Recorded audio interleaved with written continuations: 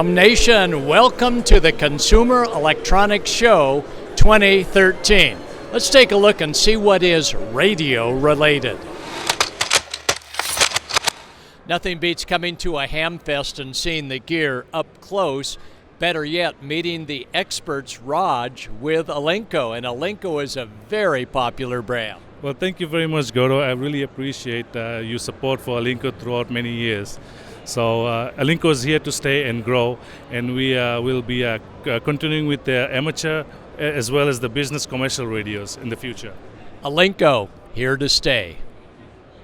Every ham radio operator operating their gear on alternating current, AC, should keep track of how much current they're pulling, and from kilowatts, the latest that we see here at the Consumer Electronics Show, and that is a digital meter that shows you at a glance how much that big HF transceiver or the small wall wart is pulling. Radio operators are always needing to make sure that their battery pack is charged up fresh, and with individual cells, LaCrosse has just the answer. Hi, Mark, how you doing? I'm doing great today. Now, what do we have for a great smart battery charger? Well, what we have here is a battery charger that's more than just a battery charger. We call this the Cadillac of battery chargers, because this battery charger gives you the ability to do more than one thing to the battery. Most of the time when we think of batteries, we think about just charging them. Sometimes we want to discharge a battery. We can discharge the battery with this. We can also test the battery. These batteries in this charger that right now are 2,600 milliamps, but are they really 2,600 milliamps? When you have 4 batteries in a pack, Sure. If you have one bad one, that really affects the performance of the overall device. So we can do a charge and test. It'll charge the battery, test it, and tell us what the capacity of each battery individually is. I can also just do a discharge and refresh. So the memory that batteries get, we can discharge the battery and test it, and it's going to keep going through that cycle until it doesn't see a positive gain in charge on the battery. So we can condition those batteries to get back to as close to new as we want. So we can do a charge and test, a discharge and refresh, or a discharge. Each bay is independently operated, so we can do that. We can do each battery a different function on there, and you can see this on the display here where we're doing that. Staying connected as to what's happening at home or aboard the boat, LaCrosse again has you covered. What have we got, Mark? We've got a remote temperature monitoring system for your home or wherever that you want to do remote temperature monitoring. This device here, we utilize 3 pieces really. The first piece is what we call a gateway. This plugs into the back of your router just using a regular Ethernet cable. As you can see, you just plug in here, and that communicates with our temperature sensor. The temperature sensor, you put this wherever you want to monitor your temperature. And how many can we have? We can have up to 5 different sensors on this particular piece. So once we have this set up, we can then go back out to a web page, which we're showing here on our iPad, but you can also use your iPhone, your Android device, or your computer, so you don't need these. And we can remotely monitor what's going on. So I can see here in my house, which I've got set up, in the garage, it's 43.8 degrees currently in the garage. Burr. Yeah, well, that's why we like Vegas. But we can also set ranges. If the temperature goes too low or high, or humidity goes too high or low, I'm going to get a text message or an email alert letting me know when that happened and what the range was at that point. It's really giving us the ability to remotely watch what's going on when we're not where we need to be. If you plan to do your own installation, and we recommend that, let me tell you, going to the Automobile Stereo Store is the place you're going to find all of the 12-volt gear that you're going to need to wire up your transceiver.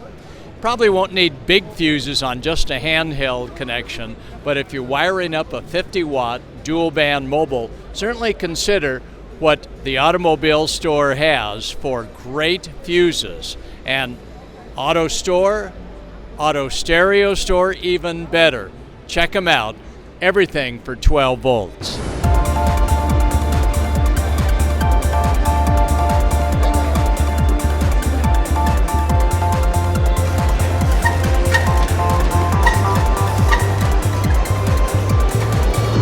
Justin, we always tell our radio users that solar is the key. What about it? Solar is our future? Solar is the future, especially flexible solar and durable solar. Unlike traditional glass-backed solar panels, the solar panels manufactured by Ascend Solar is flexible, durable, and lightweight. Wow, that is terrific. Now, about how much current are we going to be able to get out of this, about a foot and a half long solar panel?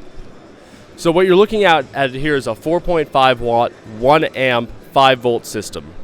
Now, unlike traditional units, this has actually 6.5 watts of unregulated power. It's regulated down to 4.5 through a 5 volt junction box here.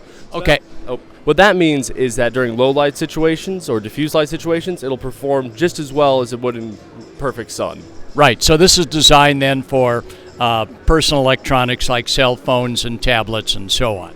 Absolutely. This will charge any sort of electronic device from an iPod Nano all the way up to an iPad, a Kindle, or a Nexus as fast as if it was plugged into a wall. Wow, that's pretty good. Now, it looks like we've also got some backs to some of the phones.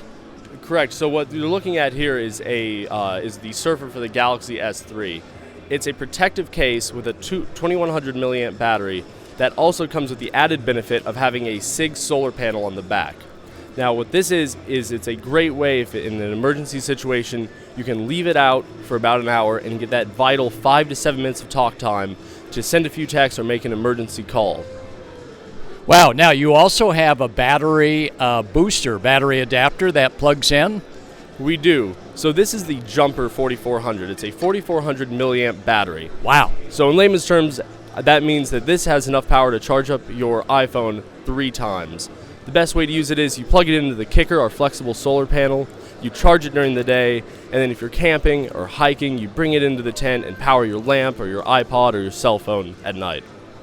So, solar is in our future. So, Dane, it looks like we have no batteries here per se, but you do have a battery, huh? I do. This is a different type of energy storage technology. We could refer to it as a hydrogen battery. We use hydrogen fuel cells in the products. Wow, and now how do you charge that up? This is called a hydro stick. It's a solid state hydrogen storage container. So it stores the hydrogen in a solid form so that you can take it on an airplane, you can ship it, and it's rechargeable, renewable, and eco-friendly, so there's no toxic materials, no lead, no mercury, no cadmium. Wow, and when you do charge it up, how much capacity does it have? One hydro stick holds about 10 liters of hydrogen, and when put into this device, you're going to get about 3,000 milliamp hours. So that's equal to about 2 full iPhone charges. Wow, that is terrific. And how does one actually get the charge into the small pack? So this is rechargeable with a device we've created. This is called the HydroFill, and this is the world's first home hydrogen station. So this allows people to put water in the machine, plug it into the AC or to a small solar panel, and extract the hydrogen from water and to fill this up. It takes about 4 hours to fully charge one hydro stick.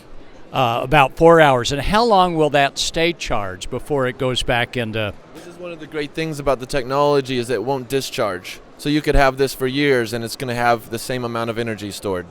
Wow. New technology in staying connected and turned on. Now, for those of you thinking of powering a 100-watt HF transceiver on your technician class privileges on 10 meters, a battery like this at 4 ampere hours won't make it. Battery like this one, rated at 6 ampere hours, is getting close to powering that 100-watt radio, but you really want to do a battery that's going to be at least 7 to 10 amp hours, such as this battery right here. If you're going to be operating for quite some time, you may want to go for a little heavier battery like this at a good 10 amp hours. And finally, if you want to operate all day on HF on 10 meters, go for a big one like this, and this is 42 amp hours. Great for keeping you on the air on the 10 meter band. And Rick with Velodyne saying that always be a safe driver, never distracted. I guess one way not to be distracted. What do we have? We have a 3D laser scanner that actually scans the environment around a vehicle in 360 degrees. This scanner actually gives the vehicle the ability to see its surroundings in real time and be able to navigate and use this information to avoid collisions as well as find its way through an environment. Wow. So if ever you want to play radio, be a safe driver, but here you go. Wow, switching power supplies. As you'll see, there's no heavy transformer, and the switcher runs relatively quiet on HF frequencies. And as you can see by this particular switcher right here from Hong Kong, it is able to put out various amounts of 12-volt DC current capabilities, so you've got plenty of current to run your 12-volt radio in your shack during the day or night. When you're powering your 12-volt equipment, it's always good to know how much voltage you have. And nothing beats a great analog meter movement. And here we see the best of the analogs. And what I like especially are those that have an expanded scale. So when you're drawing 12 volts, you can really see what's happening under current draw.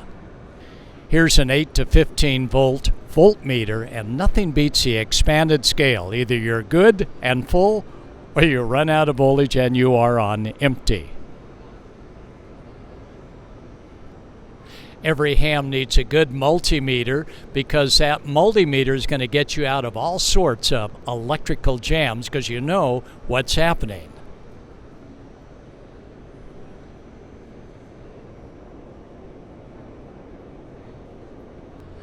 For the 10-meter band, we use a base loading system, and if you ever wondered what goes inside a loading coil, here it is, as you can see, a coil of wire. This one for the 10-meter band.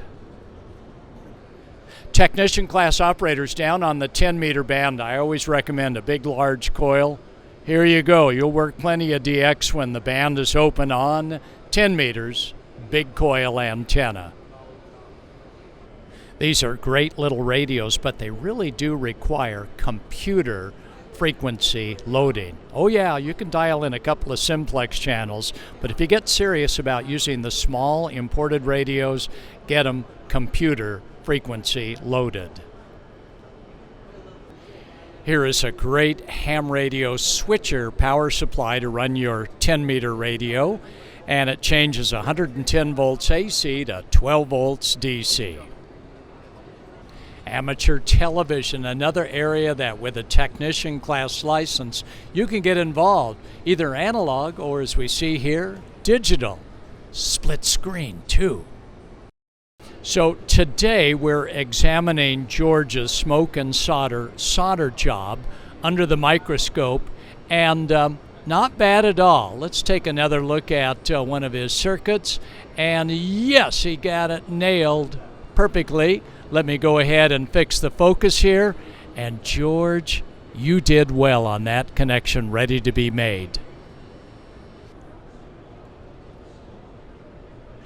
And digital meters, if you're doing a lot of technical work and you really need to see 1/10 of a volt, this is the way to go. Plenty of choices on digital volt, ohm, and amp meters.